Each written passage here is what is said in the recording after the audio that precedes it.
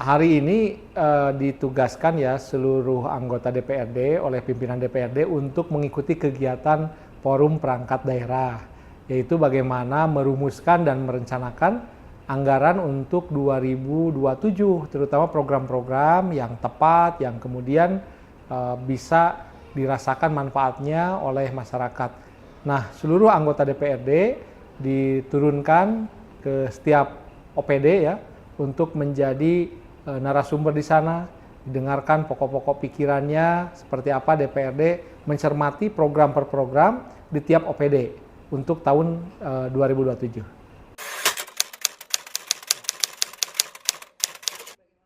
Ya. 2027 ini merupakan tahun krusial ya di dalam skema 5 tahun pembangunan.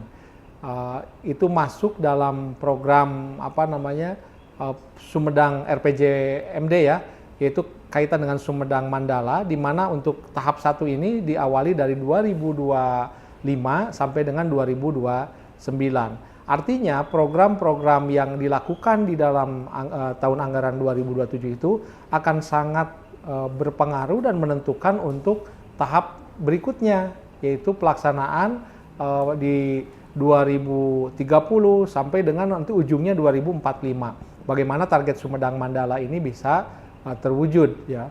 Sumedang Mandala itu artinya adalah sebuah visi besar yang sudah disepakati antara pemerintah daerah dan DPRD, sehingga kemudian dengan visi yang misi yang besar tersebut, mudah-mudahan di tahun 2045 kelak itu ya, Sumedang benar-benar bisa maju, mandiri, adil, dan berkelanjutan.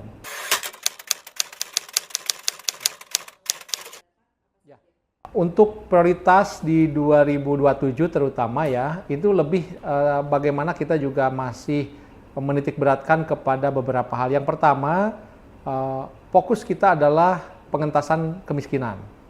Yang kedua juga mengatasi tentang pengangguran. Kemudian stunting juga gitu ya, termasuk juga untuk di bidang pendidikan juga demikian, bagaimana misalnya akses terhadap sekolah itu bisa didapat dengan mudah oleh masyarakat. Bukan hanya sampai SMP, tapi lama sekolah itu bisa sampai misalnya SMA. Nah, tingkat pengangguran terbuka ini juga bisa kita tekan, bisa dikurangi. Nah, 2027 itu angka-angka itu kan telah ditentukan ya di dalam rencana pembangunan kita. Sehingga setiap organisasi perangkat daerah ya, dan tentu dengan bermitra dengan komisi-komisi yang ada di DPRD harus mampu memastikan agar program-program tersebut bisa dijalankan dengan tepat. Artinya bukan hanya sekedar angka-angka saja, capaian, kemudian juga penilaian-penilaian yang bagus, tapi bagaimana ini benar-benar terasa oleh masyarakat. Nah, infrastruktur ini kita akan tuntaskan di 2026 kalau lihat dari rencananya, skemanya. 2026 itu sudah akselerasi, 2027 itu sudah ke penguatan ekonomi. Nah, oleh karena itu infrastruktur yang maksimal, jalan-jalan yang memang harus mulus ya, yang kemudian bisa menopang bagaimana ekonomi di masyarakat itu bisa kemudian berjalan lebih bagus karena jalan atau infrastrukturnya lebih bagus, irigasi juga untuk persawahan juga dibangun lebih maksimal, lebih bagus, sehingga kemudian sawah-sawah itu menjadi lebih produktif. Ini menjadi PR kita di 2026 dan kemudian puncaknya nanti di 2027.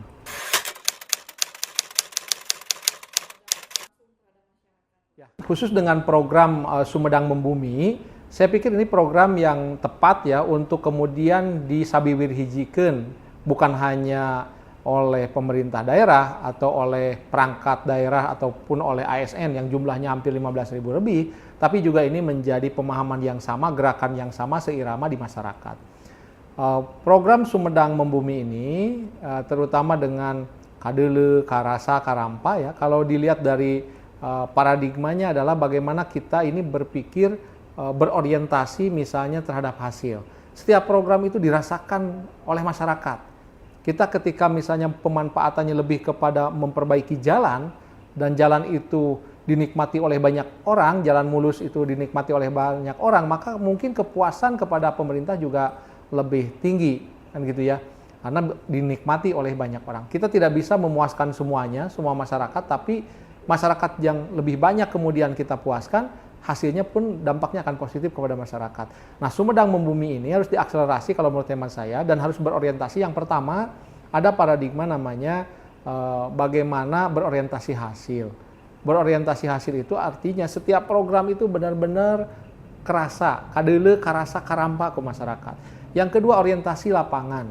Orientasi lapangan itu artinya mampu, mau, dan turun gitu. Semuanya, para pejabatnya semuanya turun. Orientasi lapangan itu kalau di bahasa Sundakeun henteu minjem ceuli, teu minjem panon gitu. Artinya memang dia melihat langsung situasi yang terjadi di masyarakat. Bagaimana orang-orang yang keterbatasan akses, kesehatan, kemiskinan, mereka perlu bantuan kita. Nah, tanpa adanya yang membumi, tanpa adanya pendekatan turun langsung kepada masyarakat yang orientasinya ada orientasi langsung turun kepada masyarakat, teu minjem ceuli, teu minjem panon, artinya apa?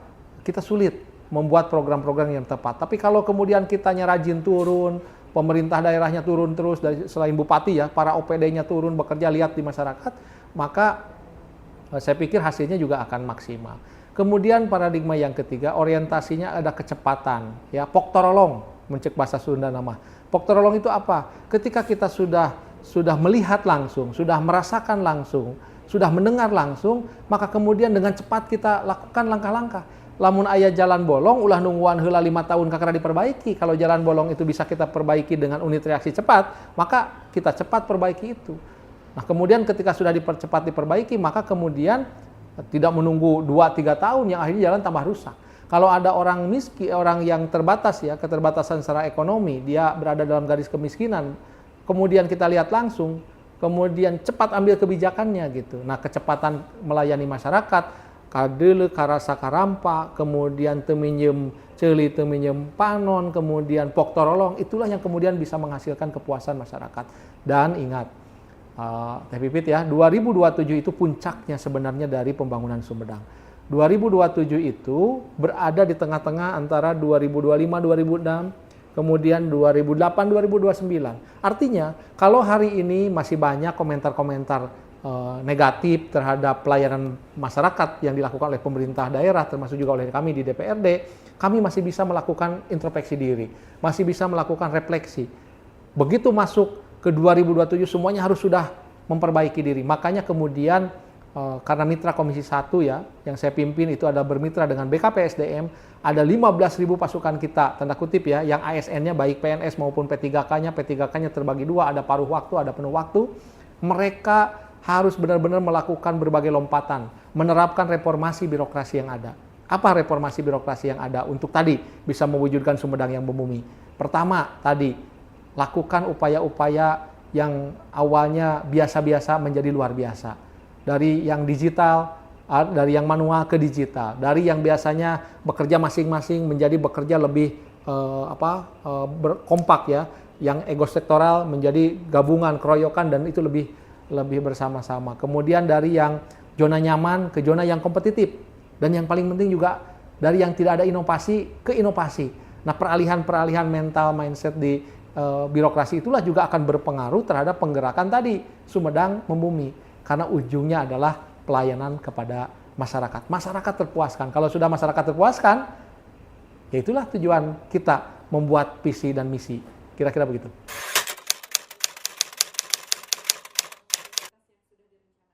Ketepatan memilih anggaran yang memang sekarang sedang terbatas anggaran itu. Tapi kalau kita laksanakan, bagaimana kita memilah dan memilih program yang tepat, yang sifatnya sekarang untuk birokrat, untuk aparaturnya kita kurangi dulu, kita perbanyaknya untuk masyarakatnya. Apa? Tadi infrastruktur, irigasi, jalan, yang gitu-gitu dulu. Ya, BPJS jangan sampai yang sudah dibantu oleh pemerintah kemudian tidak aktif kan gitu. Pada saat ke rumah sakit susah. Nah, hal-hal gitu dulu. Bagaimana anggaran-anggaran itu kita maksimalkan dulu supaya masyarakat yang banyak nanti menikmati hasilnya. Sekali lagi, ya. Pemerintah daerah itu sulit, ya, tidak mungkin kalau menurut teman saya bisa memuaskan semuanya. Tapi ketika memilih program yang tepat, program yang bisa dinikmati oleh banyak orang, maka masyarakat biasanya terpuaskan juga. Oleh karena itu saya setuju dengan program-program yang ada misalnya di provinsi. Kaitan apa? Jalan, gitu ya. Pak Bupati juga programnya ada jalan lecir nepi ka desa, gitu ya. Jalan-jalan, kemudian PJU-PJU-nya, kan gitu. Kalau sudah jalannya mulus, PJU-nya baru masuk ke dukungan permodalan usaha dan sebagainya. Sekali lagi, anggaran yang terbatas kalau menurut hemat saya itu tantangan dan harus dijawab dengan inovasi. Ya, kami di Komisi 1 bermitra dengan desa nih. Anggaran ke desa juga sama sekarang terbatas. TPP anggaran itu berkurang banyak juga. Nah, lalu dari mana? Desa-desa harus berinovasi. Caranya bagaimana? Pertama, ada aset desa. Ada lahan-lahan yang dimiliki oleh desa. Bagaimana menjadi lahan produktif?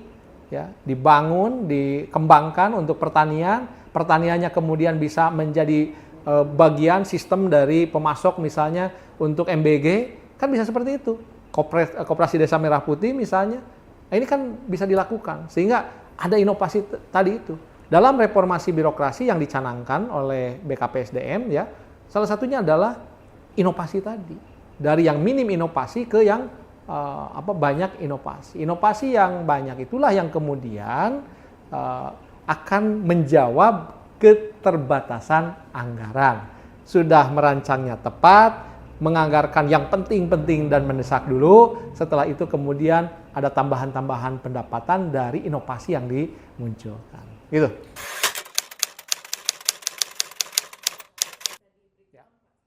Pengawasan yang kita lakukan, pertama ada pengawasan yang melekat ada di DPRD. Salah satu fungsinya adalah pengawasan. Kita langsung mengawasi adanya kesesuaian, terutama bagaimana program-program yang sudah disepakati antara pemerintah daerah, DPRD dan pemerintah daerah, ini kemudian dijalankan dengan baik dan benar oleh pemerintah daerah, oleh SKPD-nya. Maka pengawasan itu dilakukan secara rutin oleh kita. Bukan hanya formalitas, pengawasan yang hanya datang, serap SPJ, selesai. Tapi bagaimana kita memastikan agar program yang dirancang itu benar-benar memang berpihak kepada masyarakat. Misalnya tadi, Pak Bupati membuat ada program namanya program Jalan Lecir Nepi ka Desa. Maka DPRD, kami di komisi terkait tentu ya, itu harus bisa memastikan benar nggak nih Jalan Lecir Nepi ka Desa. Kami misalnya di Komisi 1 ada program kaitan dengan digitalisasi di Kominfo misalnya, Sanditik. Benar nggak digitalisasi yang kita kembangkan ini membuat birokrasi ini lebih efisien, pemerintahan ini lebih efisien. Jangan-jangan digitalnya tetap kita kembangkan, aplikasi kita kembangkan, tapi tidak efisien juga. Masih belanja kertas tinggi, belanja ATK tinggi, kan gitu. Nah, hal-hal itu yang kemudian DPRD berperan untuk melakukan pengawasan kepada pemerintah daerah. Pengawasan berbasis epiden, pengawasan berbasis bukti itu sangat sangat penting untuk dipahami oleh para anggota dewan. Anggota dewan yang memiliki data untuk melakukan pengawasan, dia bisa berdiskusi, dia bisa mempertahankan argumen, sehingga kemudian pada saat pengawasan itu berimbang antara eksekutif dan legislatif. Hasilnya apa? Masyarakat akan diuntungkan. Itu pengawasan dilakukan oleh DPRD. Kami juga, terutama mitra Komisi 1, melakukan pengawasan ke inspektorat misalnya. Inspektorat, saya sampaikan berkali-kali dalam diskusi dengan teman-teman di Komisi 1 yang bermitra dengan inspektorat. Inspektorat itu bukan hanya memastikan agar setiap angka itu dapat dipertanggungjawabkan. Bukan itu saja. Angka-angka yang dirupiahkan misalnya ya, bukan itu saja. Tapi harus bisa juga memastikan agar setiap angka yang direpresentasikan, yang dipertanggungjawabkan oleh setiap SKPD ataupun oleh setiap lembaga yang diaudit oleh inspektorat, itu di belakangnya ada kejujuran, di belakangnya ada kesungguhan bahwa angka yang disajikan itu adalah benar, dapat dipertanggungjawabkan, dan memang kena untuk membidik program masyarakat. Misalnya, ketika inspektorat datang melakukan audit untuk penanganan kemiskinan, ya, yang dilakukan misalnya oleh di satu desa misalnya, maka kemudian jangan kemudian, oh ya ini SPJ-nya ada begitu. Angka-angkanya cocok nih. Nah, bukan hanya itu saja, tapi harus dipastikan juga benar nggak nih bahwa angka yang dilakukan di sini ini nyampe nggak ke sasarannya. Orang yang miskin itu kemudian bisa terbantu oleh adanya anggaran tersebut. Ini juga penting untuk dilakukan. Jadi kalau hanya hanya sebatas lihat angkanya saja, mungkin bisa jadi puas, bisa disajikan. Tapi kalau lihat lagi dari angka itu apakah bermanfaat atau tidak kepada masyarakat, ini yang paling penting untuk dilakukan. Nah, Saya selalu mengingatkan, audit yang paling melang ya, tanda kutip paling power itu ketika sudah di audit sosial, Pak. Audit sosial itu masyarakat tidak lagi menggunakan cara-cara tapi menggunakan media kritikan yang tajam. Ya, kemudian menggunakan misalnya di media sosial gitu ya dengan berita-berita ketidakpuasan, itu namanya sudah audit sosial. Itu lebih berat lagi kan? Nanti malah muncul ketidakpercayaan kepada penyelenggara negara, pada penyelenggara pemerintahan. KDPRD na terpercaya, DPRD na kayak cari cingwae, kan bisa gitu. Ya, atau pemerintah daerah juga tidak maksimal, geningan jalan butut wae, anger wae geningan, gawe hese, kan gitu. Nah, oleh karena itu, sebelum itu dilakukan oleh masyarakat, lebih baik kita melakukan pengawasan yang memang melekat pada kita. Kita di DPRD melakukan pengawasan, Pemda melalui inspektorat melakukan pengawasan.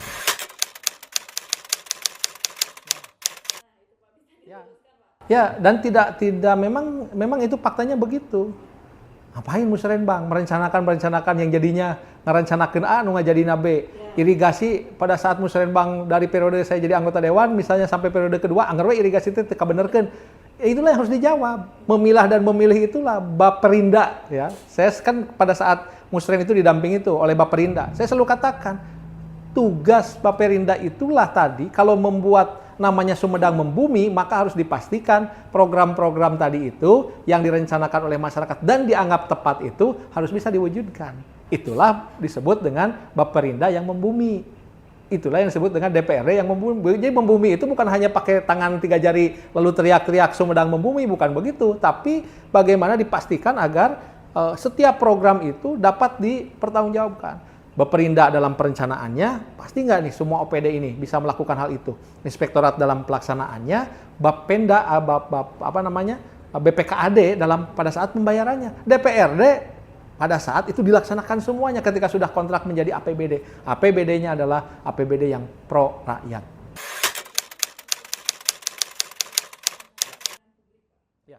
2027 itu saya katakan tadi, 2027 itu udah puncaknya dari terwujudnya atau tidaknya, ini tanda-tanda ya, terwujudnya atau tidaknya visi Sumedang Simpati Semakin Maju menuju Indonesia Emas 2045.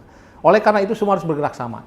Tidak bupati saja, tidak dibiarkan bupati ya, karena nggak mungkin oleh Pak Bupati saja. Ini harus semua elemen bergotong royong, DPRD-nya, bupatinya, perangkat daerahnya, desa, kecamatan, dan para tokoh masyarakatnya. Syaratnya apa? Pada saat penyusunan programnya, itu bukan program yang dimiliki sendiri oleh OPD. Tapi ini adalah program bersama yang ingin kita wujudkan. Misalnya tadi, ketika kontraknya ingin mengentaskan kemiskinan, maka semua program, semua pengawasan, semua anggaran diarahkan untuk pengentasan kemiskinan. Ketika kita berbicara programnya untuk infrastruktur jalan, maka semua anggarannya, pelaksanaannya, ulah sampai judul besarnya untuk infrastruktur jalan, pelaksanaan tidak dipertanggungjawabkan, ada penyimpangan dan sebagainya, kan begitu. Itu akhirnya dirugikan masyarakat. Oleh karena itu harus seia sekata antara yang direncanakan, kemudian yang dilaksanakan, dan yang dipertanggungjawabkan. Ada pepatah yang mengatakan bahwa kalau kita ingin menaklukkan masa depan, maka kenali dan pahami hari ini. Hari ini apa? Tantangan yang ada. Koreksi-koreksi di medsos, kemudian juga keinginan dan kehendak masyarakat. Kalau kita bisa memahami itu, bisa membuat dan merumuskan kebijakan yang tepat, maka saya yakin Sumedang Simpati Semakin Maju menuju Indonesia Emas 2045 bisa terwujud. Harus diwujudkan. Apa yang direncanakan harus diwujudkan, tidak lagi dengan kata-kata. Sumedang Membumi, Sumedang Simpati, tidak, tapi dengan kata-kata, dengan yang diwujudkan secara nyata, dilihat di media sosial, kita sudah ada contohnya. Bagaimana teman-teman di provinsi berhasil melakukan itu semua. Bagaimana kepercayaan dari masyarakat terhadap pemerintahan di provinsi begitu kuat. Saya pikir itu bisa ditiru oleh kita semua. Ya. Jalan lecir nepi ka desa, benar-benar ini harus nepi ka desa, bukan nepi ka kantor desa. Saat kantor desa rusak deh, kan ulah gitu. Tapi harus dipastikan ini benar-benar nyampe program itu kepada masyarakat. Sumedang Caang, benar-benar PJU-nya ini harurung, teu pararem, ya. Kemudian misalnya irigasi, benar-benar irigasi itu digunakan, dijalankan, tidak langsung kemudian baru dibangun ini rusak lagi. Termasuk dalam layanan kependudukan, layanan-layanan seperti itu yang langsung dirasakan oleh masyarakat. Kemarin ada koreksi kan, ada ribut-ribut nih, bikin ini mahal dan sebagainya, walaupun itu sudah diklarifikasi, tidak seperti itu. Pastikan bahwa setiap anggaran yang digunakan dan disiapkan oleh pemerintah daerah dan DPRD itu benar-benar sepenuhnya untuk masyarakat. Ada penilaian, namanya WTP, wajar tanpa pengecualian. Itu bukan hal yang harus kita banggakan, karena WTP itu memang sesuatu yang memang harus kita lakukan. Setiap dikelola uang ya harus kita pertanggungjawabkan dengan wajar tanpa pengecualian. Tapi di luar itu semua adalah kebahagiaan masyarakat, kepuasan masyarakat. Masyarakatnya puas, masyarakatnya bahagia, saya yakin siapapun yang akan menjadi pemimpin ke depan pasti akan dipilih kembali dan didoakan selamanya jadi pemimpin. Tapi kalau tidak, sebaliknya, itu diparilih deui ku masyarakat. Saya pikir itu, Teh Pipit. Terima kasih. Assalamualaikum warahmatullahi wabarakatuh.